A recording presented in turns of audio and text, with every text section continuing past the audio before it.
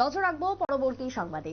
তেলিয়ামুড়াতে আজকে অনুষ্ঠিত হলো যেখানে চতুর্থ খোয়াই জেলা সম্মেলন সিপিএম এর পক্ষ থেকে, যেখানে সিপিএম এর আজকের এই বিশেষ সম্মেলন বা খোয়াই জেলা সম্মেলনকে কেন্দ্র করে উপস্থিত ছিলেন বাম নেতৃত্ব, অর্থাৎ প্রাক্তন মুখ্যমন্ত্রী মানিক সরকার এবং তার পাশাপাশি অন্যান্য বাম নেতারা।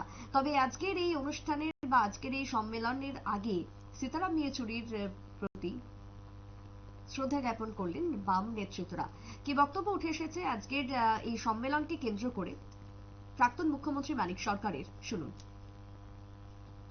এরকমও আছে, তবে এই জায়গায় দাঁড়িয়ে কংগ্রেস, আপনি যে প্রশ্নটা তুলন খুব ভালো করেছেন, এটা তোলাতে এই কথাগুলো বলতে পারছি। এটা মাথায় রাখতে হবে, নিজের পায়ে দাঁড়াতে হবে।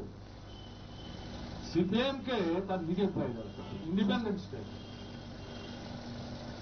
তার নিজের যে কর্মসূচি, গণতান্ত্রিক বিপ্লবের কর্মসূচি, শ্রমিক শ্রেণীর নেতৃত্বে শ্রমিক কৃষকের মৈত্রী ভিত্তিতে গণতান্ত্রিক শক্তি, দেশপ্রেমিক শক্তি, পুঁজিবাদ বিরোধী শক্তি, সাম্রাজ্যবাদ বিরোধী শক্তি, তাদেরকে ঐক্যবদ্ধ করে এই শোষকদের, যাদের স্বার্থে তারা সরকার চালাচ্ছে, তাদেরকে আইসোলেট করে পরাস্ত করে পদ্ধতি কি হবে সেটা আলাদা প্রশ্ন, সেটা এখানকার আলোচনার বিষয় না।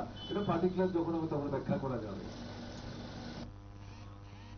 মানিক সরকারের বক্তব্য আপনারা শুনলেন। আজকের এই কর্মসূচিকে কেন্দ্র করে বর্তমান সরকারের প্রতি তীব্র আক্রমণ এবং তোড়াজোড়া করলেন এক প্রকার মানিক সরকার। তেলিয়ামুড়াতে আজকে পদ্মদেব বর্মাকে সম্পাদক করে 23 জনের নতুন জেলা কমিটিও গঠন করা হলো এই সম্মেলনের মধ্য দিয়ে। ছোট্ট বিরতির পর ফিরছি, সঙ্গে থাকুন।